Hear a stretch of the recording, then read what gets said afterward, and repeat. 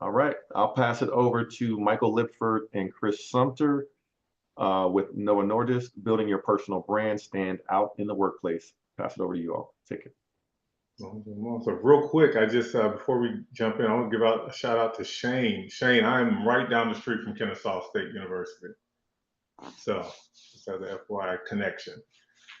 But awesome. All right. Well, welcome everybody. My name is Chris Sumter, and I'm joined by my colleague Michael Lipford. We'll get into introductions in a moment about who we are, but before we kick it off, we just want to say that we are extremely excited to be in front of you today. This is something that we've been working with our organization to get more involved with HBCUs in general. But I know I can speak for myself personally, but we love connecting with the next generation, those in people trying to get into the workforce. So we're really looking forward to having a robust conversation, and we encourage questions and comments. But Mike, anything to say before we jump in? Yeah, I'll just say, this is a presentation, but we also want it to be more of a conversation. So feel free to put in comments into the chat, or if you have a question, if you raise your hand, you can come off mute, come off camera, and ask us a question. But we definitely want to make this as interactive as possible and answer any questions. We will have a live Q&A at the end, but if something is on your mind and your heart before that, please feel free to ask. Awesome. All right. So I'll go through the content for today, and then we'll jump into the meat of it. So as you can see, we've broken it up into 5 sections. Throughout each of the elements of it, we'll have opportunities for you to engage. We'll go through some brief introductions so you know who Novo Nordisk is, but as well as who are your presenters. We want to then talk about really understanding what the personal branding is. We'll talk about kind of the unique value of being an HBCU student. Mike actually went to an HBCU, so we'll be able to talk for some of his personal perspective, get into about building your actual personal brand, and then give you some action steps to take forward so you can implement what you're learning today. But to get it started, I'll start off with who Novo Nordisk is. For those that don't know us, if you've heard of Ozempic, you've heard of Wegovy, Rybelsus, we are a cardiometabolic company, and we are a global healthcare company that was founded in 1923, and we're headquartered right outside of Denmark, Copenhagen. Our purpose is to drive change and defeat serious chronic diseases. And we're really built upon a heritage of diabetes, but in the recent years, we've expanded into growth hormones, cardiovascular disease, obesity, and we're on the forefront of expanding into many other therapeutic areas. We employ more than 69,000 individuals across the world. We have 80 offices around the world, and we're represented in 170 countries. So very, very big pharmaceutical company. And most recently, we were named the #1 place to work in the world. So we have a fantastic culture, some fantastic individuals, and an overall really, really good company. Yeah, I would say, for the longest, we were a diabetes company, and people who, were impacted by diabetes or had a family member impacted by diabetes knew of Novo Nordisk. But over the last couple of years, it's gotten even bigger. And like Chris mentioned, if you've heard of Ozempic, if you've heard of Wegovy, that all falls under the Novo Nordisk brand. And then even from a GDP standpoint, I think we're the largest company. We took over in Europe. We took over LVMH as far as the largest company. So just amazing growth over the last few years, and just a very innovative company that is always looking to expand. So we went from diabetes, we're now in obesity, rare disease, cardiovascular space, and that will continue over the future. So just wanted to throw those little tidbits in there. Awesome. Well, with that, I'll let you continue being the first person to introduce yourself formally. Yes. So hello, everyone. First of all, thanks for everyone for joining. I know for some, this is homecoming week, and so you're taking the time to professionally develop and build yourself. So that's always a good thing. My name is Michael Lipford. I'm a husband and father of a 3.5-year-old. I'm currently a district business manager in Houston, Texas. I've been with Novo Nordisk now for 12 years. Where I started out as a sales rep, worked my way up, took on a role as a trainer, and then from trainer got into the management field. I'm actually over our obesity division in Houston, Texas. Prior to that, I was a graduate of Florida A&M University. So shout out to my Rattlers. I went and got my bachelor's and master's degree at FAMU. So a proud graduate of HBCU, originally from Cleveland, Ohio. So I did up north, went down south, and then just stayed down south. And while I was at FAMU, I was fortunate enough to pledge Kappa Alpha Psi. So I'm a member of the Alpha Z chapter of Kappa Alpha Psi. So shout out to the Divine Nine and Greeks that are on the line as well. And Chris, I'll pass it to you. Yeah, so Chris Sumter, husband and father of two, so 7 and 8, two boys, Levi and Owen. I'm a graduate of Georgia State University here in Atlanta, where I got my bachelor's in sociology and then my master's in public policy. And then currently studying and finishing up my MBA at the University of Arizona, their global campus. So 2 more weeks left, and then I'll be able to celebrate that. Like Mike, pledged in undergrad. I'm a member of Phi Beta Sigma Fraternity Incorporated, so the Pi Alpha chapter. And my current role here at Novo, I'm a cardiovascular district business manager for Georgia and Florida. So once again, on behalf of everybody, we're extremely excited to be here, and let's get into the content. So Mike, I'll take the first couple of slides. This will be our first activity, and we've already seen some of you in the chat doing this, but we like to know, both of Mike and I, we have a training background, so we like to know our audience. So for our first activity, if you haven't done so already, can you put into the chat what your name is, what school did you attend, and then your LinkedIn profile. And Mike, if you want to highlight a couple people, we'll take 1 or 2 minutes just to highlight a couple people, but we really want to know who we're chatting with. Yeah, it's a lot. I mean, the chat has been blazing since we got on. I see people from North Carolina A&T, Benedictine College. We have individuals who Jackson State. I see in here Kennesaw. I know you gave them a shout out earlier. So yeah, we got a good mix. Spelman, Howard. I know Will went to Hampton, so we got to figure out who's the real HU. Man, I'm starting stuff already. Got a bunch of A&T. Okay. So got some FAMU people in the house. So always good to see my fellow Rattlers in the building. I like it. All right. Well, cool. Well, let's make sure someone asks, and we'll bring it back at the very end. But one of the big things around personal branding and what you see is your community. So we encourage you connect with as many people as you can. You know the old adage, your net worth is your network. So connect with many people. That'll be one of our main asks. Awesome. But if you haven't done so, please continue to do this. And then once again, we'll get all these and we'll try our best to connect with as many people as possible as well. Yeah, and I'll say, like we mentioned before, I mean, we want this not to just be a presentation and be a conversation. So you'll see us sort of bounce around a little bit. Chris and I, like I said, we did come in from a training background with Novo Nordisk, but as we're asking for you to put your LinkedIn profiles, one nugget that I would say is make sure that you have a professional headshot for your LinkedIn profile, and that goes with your branding, right? So when people look at your LinkedIn profile, that may be the only thing that they may be able to see is your photo, right? And so you want to make sure as you build your brand that is what you're utilizing. So a professional headshot, you can use the portrait mode on an iPhone and get a back wall, get some AI imaging going on. But that is something I just wanted to make sure I put out there, just as we are posting our LinkedIn profiles and I'm looking at some of them. Make sure that you utilize that. Thanks for that, Mike. All right, so let's get into the first part, which is understanding personal branding. So defining personal branding and is important, and really it begins with understanding what it is. When you look at personal branding is that process of developing your unique professional identity and your reputation, and it's really what distinguishes you and separates you from others in your field. Being honest, and I can speak from experience, and I know Mike can say the same thing, it's crucial for career advancement because it influences how you are perceived by employers and your colleagues.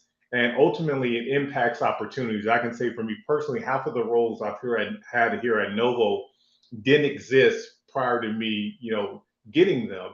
And the reason why I was invited and had the opportunities to even interview in most of those places is because my personal brand preceded me. And ultimately, for you on here, it can really impact your growth and success.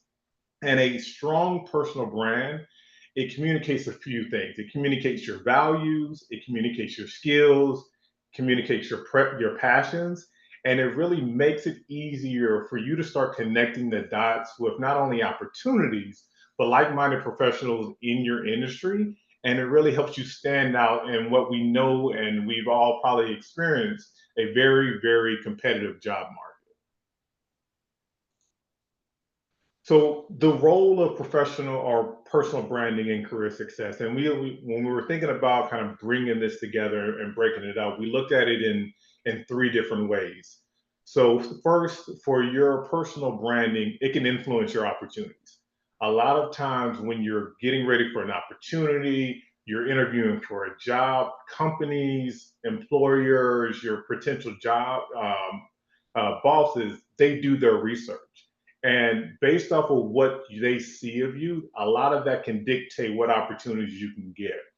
A well-defined personal brand, it can significantly enhance your career opportunities because it makes you more visible to potential employers and industry leaders. And this ultimately increases that chance. So the better your brand is, the more you're out there, the more you're popping up in different feeds, and the more you have access to different opportunities. The second piece, it builds trust and credibility. Having a personal brand fosters trust and credibility among your peers and employers because it shows consistency and it allows you to bring forward your authentic self, and you're able to connect and have that consistency across the board. So if people see a consistent brand, you're more likely to be trustworthy in their opinion, and people want to work with people that they trust. So then that also goes back to influencing the opportunities. And then the last piece, and then Mike, I'll pass it to you to add any additional pieces of information in here. We all know that this job market is competitive, and having a compelling personal brand is really what helps set you apart. It is that thing that precedes you in interviews. If you're looking, I always tell people that I'm interviewing, everybody that makes it to the interview, I don't have a doubt that they can do the job, but it's what you can do to separate yourself there and before that really determines who I'm going to give this opportunity. And having a strong personal brand that's consistent and really shows who you are allows you to be separated from those around you and ultimately stand apart from any other potential candidates. Mike, anything to add there? Yeah, so what I would say about branding is uh, it can take time to build your brand, but you can hurt your brand very quickly, and so I always like to just put that out there to people is that, you won't build your brand overnight, right? It can take months, sometimes years to build your brand, but that can go away very quickly. So you have to always be mindful of how you're interacting and acting with your brand and treat it as such, because you don't want all that hard work to go away quickly because of, a mistake or something that was made. And then now you have to rebuild it. So just wanted to throw that little tidbit in there. And there was a question in the chat. Do employers look at your social media accounts? Simple answer is probably. Yeah. Yeah, So I know. yeah. No, Go I was ahead, saying, Chris. I know for me, especially if I'm looking at internals or if I'm actually, when I'm more so at externals, if I don't know someone connected to that network, I looked at everyone's LinkedIn profile. I'm not going to go into their Facebook necessarily or Instagram or anything of that nature, but at a minimum, I will look at their LinkedIn profile. Yeah. Like I said, I mean, they will Google you and they Mhm. will look you up. And so just protect your social media presence as much as possible, because that can go towards your brand as well. Mhm. So, Mike, I'll pass it to you, and we can talk about the unique value that HBCU students have. Yeah, so and Chris, you can go to the next slide. So, this is very, important for me and significant for me. Like I mentioned, I went to Florida A&M University, so a lot of HBCU pride. What I would say is the value that we bring from going to HBCU is something that can't be recreated, right? And I remember, when I first, decided to go to FAMU, go to HBCU, one of the things that some of my friends, were saying who didn't go to HBCU was like, Well, it's not real world. I mean, you're only going to be around people who look like you. How are you going to get that real world experience? And the reality is, I probably got more of a real world experience by that because I didn't have to deal with some of the other social inequities, some of the other challenges that if I'd have went to another, school for myself, right? It was a smaller school in terms of the grand scheme of things. I mentioned I'm in Texas right now. Some of our schools 30, 40, 50,000 people. So if you can imagine being one of that versus HBCU was a little bit more cultured. So a couple of things, that I just want to talk about as far as brands are concerned. Alumni success stories. So, we all have famous alumni who went to our school who made it. And they were able to leverage, what they learned at the HBCU to build an influential brand, to showcase their personal brand, and to achieve career success, right? So I always look at it as that if someone else did it, I can do it too, right? And that's one of the big things that we always talk about. If you see it, you can believe it.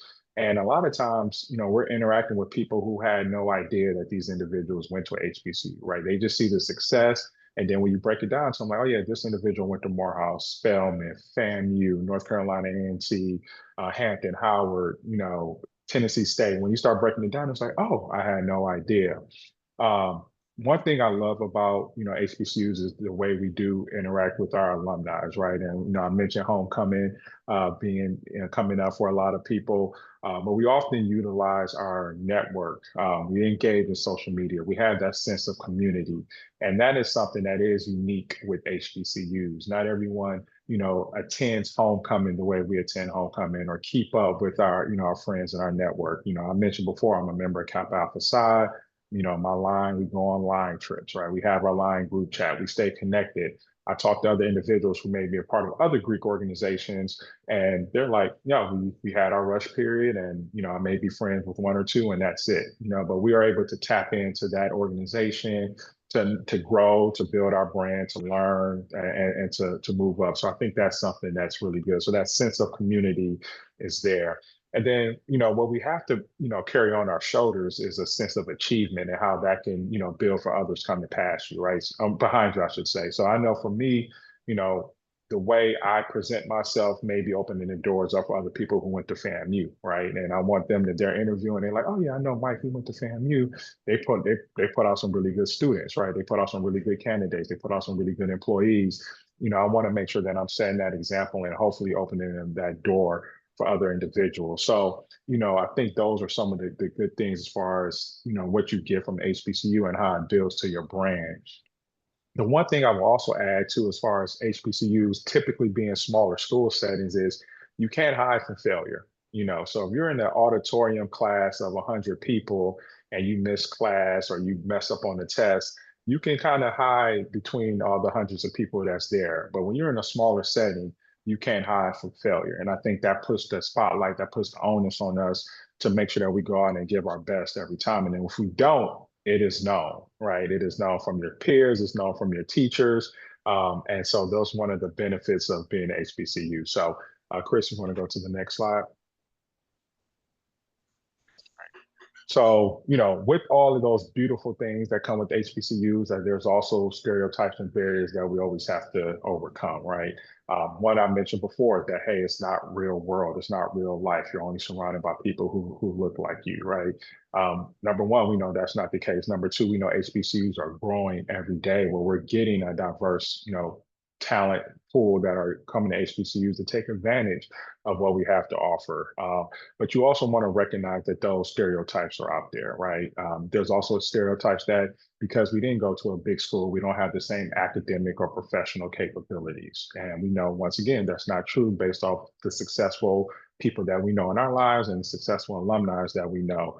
But it's important for us to understand that is a stereotype. And that means that we may have to work a little bit harder, and that's fine. That's cool because that is going towards building our brand, right? And when they see that brand being built, not only is that helping you, but you're also helping people that's come, behind you as well. But those biases do exist. We want to make sure we understand it, but we also want to make sure that those are things that we can overcome.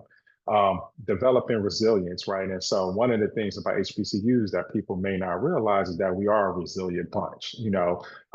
Granted, it's been a while, since I attended, FAMU, and I'm not going to date myself, but financial aid wasn't the easiest thing, to deal with back in the day, right? And for those who may, it still may be a challenge now. I mean, I don't know, but I just know that was a barrier. That was some resilience that I had to overcome, dealing with housing, dealing with some of those things that other universities, their process just may be easy breezy. It wasn't always the case at FAMU, but that gave me tough skin and let me know that I can overcome those barriers and still be successful. I didn't let those little bumps in the road deter me from what I was trying to do. And I see that happen sometimes in the workforce where, there will be a bump. And if you're in the workforce, you work for a company, it's never smooth, right? There's always going to be hurdles, bumps, ebbs and flows.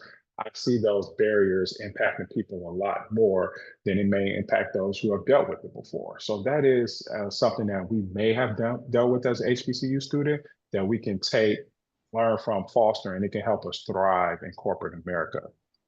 I think the other thing is, this idea of diversity and inclusion, which is a big thing, especially in professional settings. A lot of people don't understand, the benefit that comes from that. And we know you can look at any type of study to show companies are grow more, they're more profitable, they're more successful when you're diverse and inclusive. And we can bring that thought process to the workforce. So that's just a unique contribution that we can build, but it is a stereotype that sometimes happens. So I do see a hand up, Rita.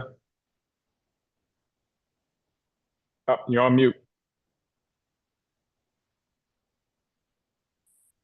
Sorry. Nope, I Yep, don't have no it. problem. Okay. All right. So once again, just overcoming stereotypes and barriers. But like I said, these things are opportunities for us, I think. And I personally, it helped me in my time in corporate America to lean on some of that. And it's one of the reasons I feel like I've been able to have a successful career thus far.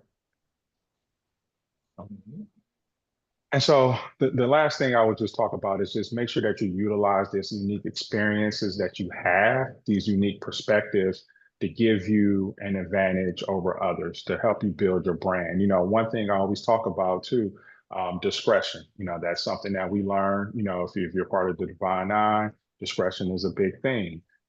It's something that I take into the workforce so that when I'm talking to, employees, and I'm talking to people, they know that they can trust me, right? I know some colleagues, you tell them something, it's going to get out to everybody, right? So that was just something that was ingrained in me, through my experience. And this is something that, people may think is funny, but it's a real thing, is we learn how to have a social life, but still get your work done. And that is important in corporate America because you're going to have times where you're on work trips, you're having happy hours, you're doing these things where it's going to require you to be social. It may require you, not require, I should say, but, you may be, eating, having drinks, things of that nature. I see it all the time with people get into those settings and they don't know how to handle themselves. And they wake up late the next day, or they say something that they weren't supposed to say, or they look worn out the next day. They didn't get a chance to build that, right? And like I mentioned before, in our smaller classrooms, if you came in class the next day and you weren't looking the way you were supposed to look because you were having too much fun during homecoming week, it's going to be seen. It's going to be shown. You can't hide that. And this reality, we can't hide that, period, right? And so going to HBCU, I know it's a unique perspective, but it does give you some skills that you can lean on that can help build your brand. Because if you can be social in those settings and still get your work done, that can help build your brand. So Chris, I'll pass it back to you. Yeah, no, I think it's a perfect segue. So next, we're going to get into some tactics around how you go about building your personal brand. And so we've broken it up into four. And keep in mind, this is not an exhaustive list of what you can do to either establish your brand or enhance it. These are just some of the anecdotes that Mike and we've experienced over our years in corporate America. I think kind of overall, kind of looking back on everything, I think the first thing is really taking a self-assessment of who you are, what your strengths are, and what your values are. So starting off with it, you need to be able to recognize what your personal strengths are. Conducting that thorough self-assessment really helps you identify what are those unique skills and strengths that are going to be essential for you in building that compelling story. Like, what are those things that you do that you believe are your superpowers that can help you set out? set yourself apart. The second thing is understanding your core values, because people can tell when you're not being your authentic self. And I've experienced this personally, and I've seen it happen to others. When you align your brand and you create a brand that is tied to who you are and it ties to what you feel is important, it's much easier to continue that and to build on that. So, clarifying your core values. What are those non-negotiables? What are those things that you hold near and dear? Are you never going to miss a school visit for your kids? Do you have to, take care of an elderly parent? So sometimes, certain days you're not going to be able to do things. Like, what are those things that you hold near and dear? And how can you weave that into your personal branding so that one big thing that we hear at Novo a lot is that we want you to bring your full self to work. And so understanding that allows you to tie your brand, tie who you are into that so you can consistently be that person. Third thing is leveraging feedback. I think there's two things. There's the way you see yourself, and then there's the way the world sees you. And the closer you can get those two things together, the much easier it is to navigate the corporate landscape. So being open to constructive feedback and actually seeking it out proactively, so you can find those elements to where maybe you want to be perceived in this way, but this is the way that the world is seeing you, or this is the way your employers are seeing you.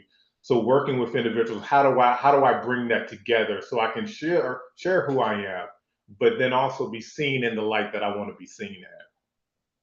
And then the last thing is setting personal goals, establishing that clear personal and professional goals based on the strengths, based on your values, and then creating that focused strategy to then start taking those necessary steps to build a brand so that you can be seen in the way that you want to be seen.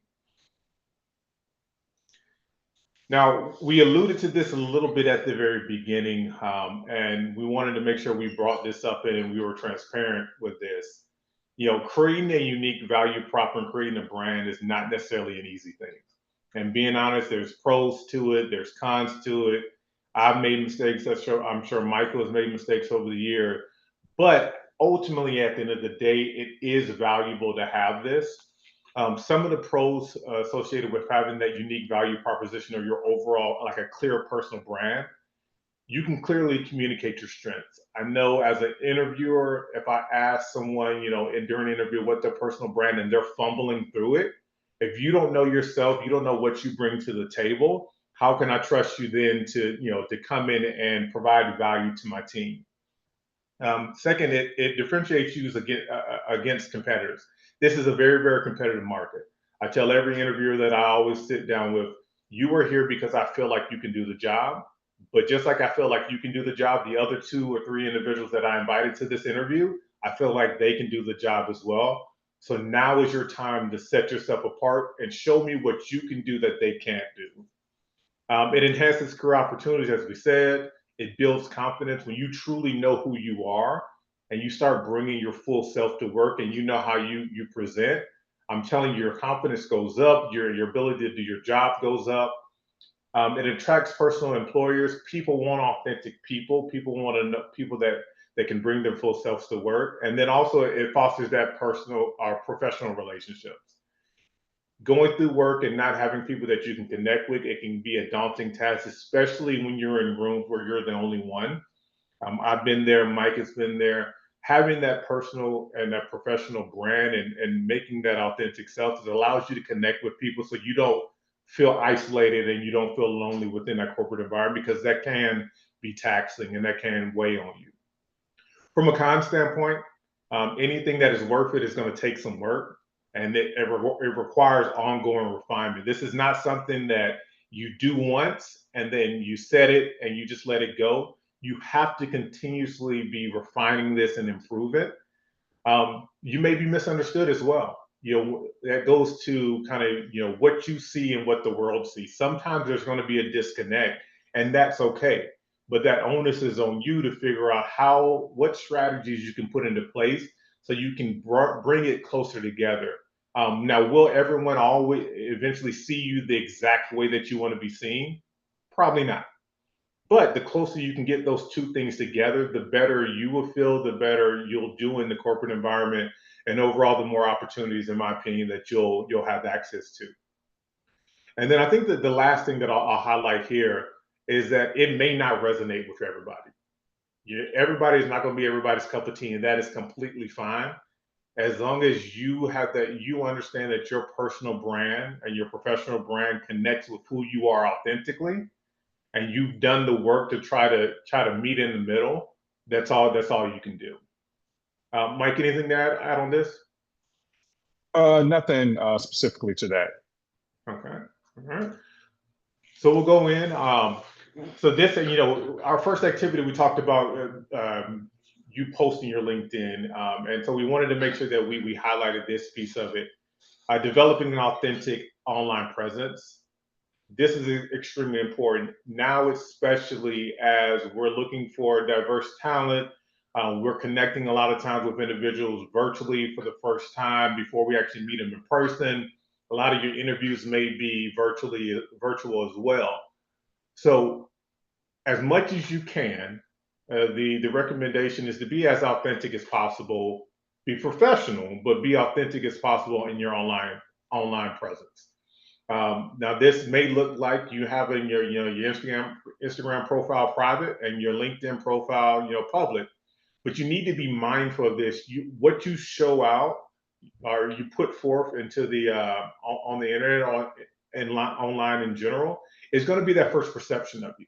So if what you're showing is not how you want to be represented or how you want to be looked at, then you need to change how that looks, because a lot of times that is going to be your first introduction to employers. Like I said at the beginning, if I'm interviewing some people, even if they're internal, I'm looking at their LinkedIn profile and I want to see that consistent. I want to see if you're going to, this is the way you show up online. Do you show up in person? And then if there's a disconnect, then that's going to give me some pause in regards to potentially giving you an opportunity. And then the last thing is consistent branding across platforms. If you're going to make your profiles public, be mindful that people may look at it. So if you present one way over here and you present a completely different way over here, there's a disconnect, and that may be something that prevents you from getting an opportunity, or at a minimum, it may be something that you need to be able to articulate the why behind it. Now, is this saying, do you want to just not show who you are? By all means, no, that's not what we're saying. But you have to be mindful of it, and you have to put in steps, to make sure that, if you get questioned by it, you can at least articulate the why behind presenting this way versus presenting another way on another platform. Yeah, Chris, I'll say, what you're saying is absolutely right, and I would honestly, I'll take it a step further. I mean, I would say your Facebook, your Instagram, all that should be private, right? I mean, there shouldn't be easy access to it unless you're, using that to make money, build a brand, the job that you're in, you're influencer or whatever the case may be. But in reality, it should be private, and everybody that you work with does not need to be your friends on social media. Your LinkedIn is your professional account, right? That should be open. People should have easy access to you on LinkedIn. But just because, well, number one, if you're interviewing for someone, it is a good chance that interviewer is going to Google you and look up your information. And if they see you have Instagram, they're going to click on it. And if they see, your Instagram looks one way versus your LinkedIn, they may not be able to discern between the difference, right? Even though we both have a professional life and we have our fun life, right? We all do it, right? Everybody does it, but they may not be able to, people who are interviewing may not be able to see between the two, right? So just be very mindful, very careful. Now, as we grow as a culture and social media becomes more of a thing, those things aren't as important, maybe, we get a little bit more desensitized to them. But right now, especially as you're trying to build, you don't want anything to deter you from building, right? And we talk about authenticity. It is very important to be authentic. But it's also important to remember, that people have to be able to accept your authenticity, right? So I'll give you a personal example of myself, right? I'm a sneakerhead and I love hip hop music, just because that I may wear sneakers to work, but I'm not going to pull out, my Jordan 1s, I may wear just, some Nike Air Maxes, initially, right? I'm not going to give them, my off-whites, or anything like that. I'm going to build up to that one because they may not be ready for that. I love hip hop music, but I'm not going to necessarily play the cursing version if I'm in the car with some, coworkers. Like, nah, I mean, I'm going to play something that's a little bit more, natural, neutral that everyone can listen to. But I'm not going to just not enjoy my music. I'm not going to wear sneakers, but I'm also going to make sure that I'm presenting it in a way that's professional, like Chris mentioned. So be authentic. It's very important that you bring your authentic self, but you also have to make sure that you make sure you're bringing that to a situation where people can understand and they don't hold that against you. So I hope that makes sense to everyone. Well, thanks for that, Mike. So yeah, so we've been talking about kind of what the personal brand is. How do you take an assessment? And so as we get ready to close out and then open it up for questions, Mike, I'll pass it over to you. Let's talk about some action steps to actually build your brand. Yes. And so we kind of have the 5 W's and the 1 H, so to speak. So 5 W's, 1 H is what it's called. One of the questions in the chat was, how do you get a self-assessment? And really, I would say Google is your best friend, right? If you Google like, personal brand assessments, you'll get a lot of tools. I will also say, ask your people that you're close to, right? If you're currently working, ask some of your coworkers, your boss. If you're in school right now, ask a favorite teacher, but hey, what is my brand? And be open to what they say. And those are different ways you can sort of see where you're at, but then also, like Chris mentioned before, what do you want your brand to be? And that'll let you know what steps you need to take to build that brand. But if you look at the 5 W's, it's the why, where, who, what, and when, right? And then obviously the how. So why, we talked about it, personal brand can separate you from your colleagues, from people who are trying to get a job. Numbers are important, but that's just the key, right? So we're in sales, so numbers is important for us. Performance that's just the ticket to the dance. Your brand is what's going to get you those other opportunities. Where across all settings, so professional, educational, networking, social, it all is part of the where. Who is obviously is you. And I would say start now. Don't wait. Start now to start building that brand. What we talked about, just finding that assessment, determine what you want your brand to be, and make sure that you are utilizing people that you trust who can give you an open and honest opinion. When start now, don't wait. Build that brand now. We talked about professional headshots on LinkedIn. Make sure your LinkedIn is top notch. That's the first thing I go to. I may not even interview somebody if they don't have a LinkedIn account, because I'm like, how are you professional without a LinkedIn account, right? So start building that now. And then, like we mentioned, the how, which is obviously utilize peers, tools, and things of that nature. So I don't want to belabor the point, because I definitely want to make sure we open up, floor for conversation. We did have a couple questions in the chat, Chris, as well. And so another question was, how can I stand out if I'm graduating from a smaller HBCU? Number one, your brand will, supersede any education, as far as being small or big, right?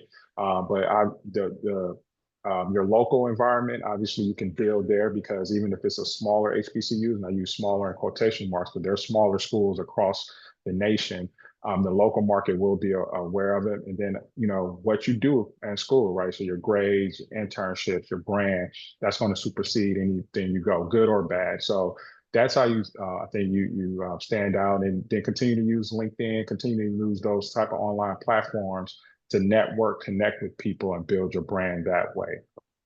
One thing. Go ahead.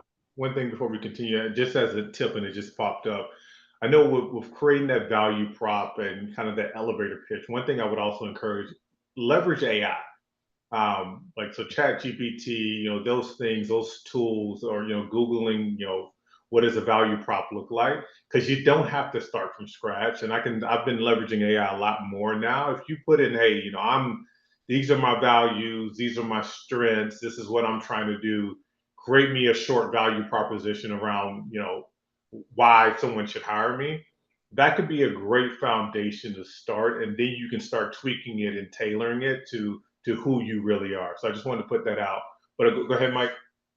Yeah, no, I was just, another question was, if you're an early prospect, how do you build your brand while seeking employment? Just a couple, LinkedIn profile, make sure that's tight, make sure you have a good elevator pitch, and follow up. So if you connect with someone and you said you're going to follow up, just make sure you follow up in a timely manner. And I think those are 3 things you can do to start building your brand early on as you seek internships, seek employment right out of school. So I know we have an activity. I know the chat box has been on fire. I've been trying to keep up with everything that's going on there. So if you want to put one thing that you learned and you will be implementing in the chat box, please do so. But we do want to make sure that we open up some opportunities for any Q&A. So Will, we can pass it to you. And if you want to do some Q&A, we can do that because I know we're on a tight time schedule. Yep. One more thing I'll add is, well, first of all, thank you all for taking the time out of your schedule to present, to share your experience, to share your insight. So to Chris and to Michael, let's get into reactions and give them a round of applause to thank them for participating.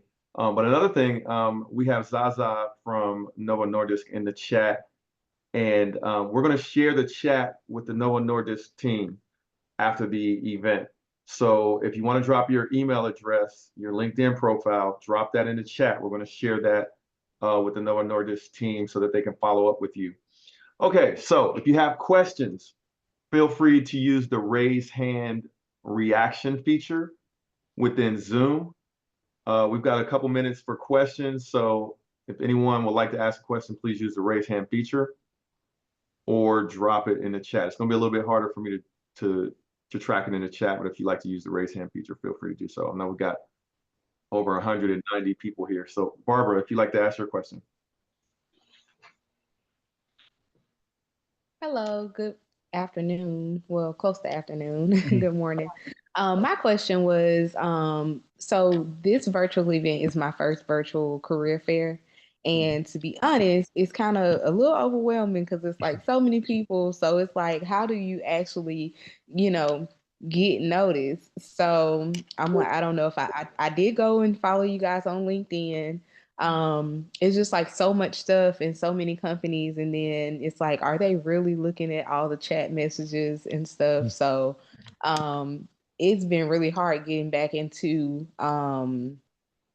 I'm trying to make this short. It's been really hard getting back into the 9-to-5 workspace for me because I did kind of transition over to entrepreneurship, and it's just like so competitive. So I know I interview well. I do great in person, my personality, but just kind of like getting to the interview has been really hard. Yeah. Yeah. Oh, go ahead, Mike. Yeah, I'll say, so the virtual world is a whole new space for a lot of us, and it can definitely be overwhelming. I think, one of the pieces of advice I would give is utilize this as a talking point, right? So if you connect with the company or individuals, now when you send them a message, you can say like, hey, we connected at HBCU Connect during this virtual appointment. It was kind of, craziest, but I wanted to, see if I can get a little bit more time, and here's my background, right? So I would use this just as an opportunity, or that's a platform. So you don't feel like you connected with someone already, then use this in the body of your message. And I think in order to kind of get back into the workforce, like you mentioned, having that network, having that personal connection is always the best thing. So if there's a way to connect with them on LinkedIn and have a chat or a coffee chat if they're local, or, on the phone chat, something like that. When people get a chance to talk to you outside of, the internet, then you have a better chance of making, that stronger connection. Because when you post your resume, you just become a number in the resume system, and the AI bots will look for keywords, and sometimes, you may even get passed over and you may be perfect for that position, but if you can find a connection, that'll get you a step closer. Yeah, and I appreciate that. So we're going to try to do rapid fire here because I know I have to, you all may be able to stay on, but I have to drop for the next session. But Barbara, if you check out the chat, one of the lead representatives from the company is here in the chat. Her name is Zaza Farrell, and she just dropped her LinkedIn profile. She asked all of you all to keep in touch with her. So add Zaza on LinkedIn. Her link is right there. So you can take that advice that Michael just provided you with and leverage it just like that. So thanks for the question. Hey, Will, and also if I can add, I'm going to drop our talent community link in the chat as well. Please join the talent community link. We will be able to keep in touch with you with industry news. We will be dropping all of our latest roles. Right now we have several sales jobs that have been posted. So please, please, please visit our career site, join our talent community, and drop your emails. We will be in touch. But excellent session, and thank you for the engagement. Definitely excellent session. So we'll try to do a couple rapid fire questions before I have to drop. We got about five more minutes. So Shiva, do you want to ask a question? Yes. Hi, good morning. Thank you for the talk. Very informative. I had a question. So when you do come with, a kind of a plethora of experience, have some industry experience with pharma, but I also had experience similar to the other person in entrepreneurship. But I feel like I can leverage my background in sales and the fact that I have worked in clinical. Now, when you are looking at a candidate for sales opportunities and things like that, are you looking for sales specifically in pharma, or is it those transferable skills and how competitive is a candidate if they don't have direct pharma sales experience? No, I can take this because we actually just went through like a ton of power. I think for me personally, so I'll say it's, first of all, it's manager dependent. I know here at Novo, however, we've gone a long way with recognizing and valuing transferable skills. And I think a couple years ago, and Zaza, keep me honest with this, maybe 2 or 3 years ago, we actually put into our job description the fact that we would take transferable skills that weren't necessarily, A to A from a direct sales. For me, I value it. I came into the industry without any sales experience. I came straight from grad school, and they were looking for individuals either straight out of grad school. I was military as well. But a lot of my leadership, the things that I hold my real estate license. So a lot of those things that I've done, they're directly transferable over, and I leverage them consistently. I think the more important piece of it, which I see, and this may answer one of the questions in the chat around mistakes, not being able to articulate how they are transferable. So that's a big thing. It's one thing to be able to sell, within any like an entrepreneur environment, but if you can't connect the dots for me as a hiring manager in a very short and concise manner, then that puts you at a disadvantage. So I see that being an issue, but do we value it? Hands down, but it's incumbent on that person to be able to connect the dots for those employers. Awesome. So hey, I'm going to try to do a couple more rapid fire questions. Probably just have time for a couple more. Before I do that, don't forget that you can go into the career fair, careerfair.hbcuconnect.com, and you can go into the exhibit hall and you can meet the team at Novo Nordisk. They have folks that have taken the time out to be here, to bring lots of team members here to speak with you. So don't forget to network with them throughout the day. All right, so Joseph, you had a quick question?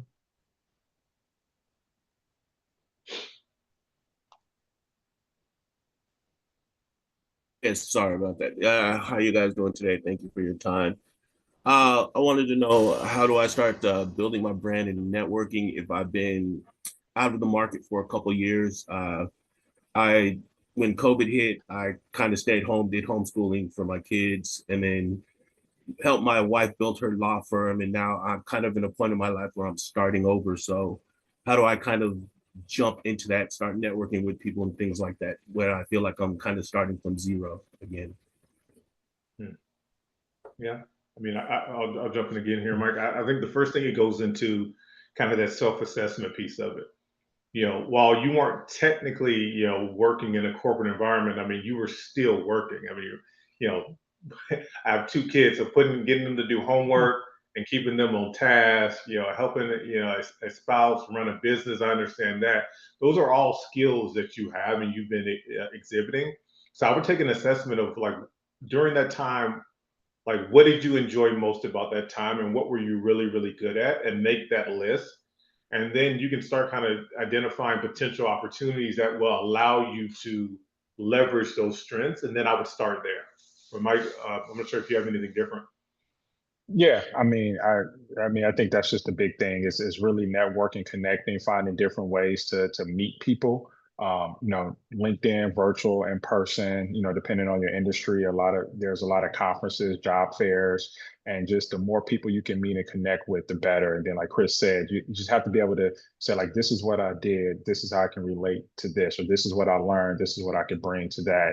And I think energy is infectious as well. People who have that energy, that passion, and this is the reason why I want to work for you or want to work for this company or this industry will always shine out. So people just like, oh, I want to work for Novo Nordisk, and they don't know why, then it's going to be harder. But if you kind of know your why behind it, then that would stand out. Yep. Right, thank you. Yep. The last thing I'll add, you're taking the right step now. I mean, you're at an event where you're having conversations with folks you can add on LinkedIn from the Novo Nordisk team. And there's going to be sessions throughout the day. We're going to have, don't forget, we have a session starting on the hour, every hour for the rest of the day until 4 o'clock. So you're putting your foot forward now. Just reach out to folks, network with folks. Heaven, this is going to have to be the last question. Then I'll have to drop because I have to go into the next session at 12. So Heaven, if you'd like to answer a question briefly. Okay. Hi, Michael and Chris. Thank you for taking the time to meet with us today. I'm a proud graduate from Spelman College, and I currently live in Houston, Texas. I would love to know if you could share a pivotal moment or experience that shaped your personal brand. Heavy hitter. I was like, yeah. I got two that out, and these are two learning lessons for me. So my first is when I first got into sales. I was a new rep out of FAMU. I was working for Eli Lilly. We used to have to get bused to training, and wake up at 7 o'clock in the morning, and I was dressed professional, but I had my do-rag on and my headphones because that's what I used to do, right? I would get my waves tight and I'll listen to music, and I'm on the bus, and someone pulled me aside, and before I walked into the building, all that was off, but it was just a bus ride there. And then that was that reminder, oh, okay, I can't do that. I could, but not everyone's going to understand it and why, And so that was early on in my career. And then the second part probably came as I was matriculating through my career, and I was starting to grow as a leader, and just realizing that more eyes were on me than before, and that every move I made, people that were in rooms were talking about me in a good way, but they were noticing the things that I were doing, and they were supporting me, and I didn't even know it. And then that's when I realized that I have to make sure that I'm always putting my best foot forward in every setting and make sure my brand reflects that. So once when I was first in my career, and then second as I was matriculating and growing in my career, would probably shape, myself. So Chris. Yeah, I think for me, I think it's it was when I was in training, because being in training, I mean, you're in front of a lot of people, people see you a lot. And I had an individual years later from a training class come up to me and kind of, thank me and, say that, it was not the exact words, but they had noticed and they wanted to do what I was doing. And that in that moment, it put it in perspective that to what Mike is saying, people are actually watching you, and your personal brand, when people see you, it perceives you, and then when you leave, it's still there. So whether or not you're in front of them, the way people perceive you, the way you make people feel, that is a long lasting thing. And I didn't remember this person at all. We see, hundreds and thousands of people are training, but that moment impacted them. So I think, as you're building it, as you're connecting with people, understand that that's the power of your personal brand, and that's the power of the impact. And a lot of times you're never even going to know how you've impacted other people, but you're doing it. So I think it's always important to understand that and make sure that you're consistently putting your best foot forward. Awesome. So I wanted to stick around so I could thank you all one more time for presenting. This has been an awesome session. Michael, Chris, thanks again. To all of our candidates, we had almost 200 people in here. I think we had 202, as a matter of fact. So thank you all for showing up. Our next session is at 12 on entrepreneurship. We're gonna be. Yes. Please stop the recording. No worries, it'll stop automatically. Okay, Okay. so our next session is on entrepreneurship. You all feel free to join us. I'm going to drop the link in the chat. Again, thanks again to the Novo Nordisk team. Definitely check out their booth in the exhibit hall and continue to take advantage of this event. Thank you all. Take care. Have a good day. Thank you. Appreciate it. Yep, thanks.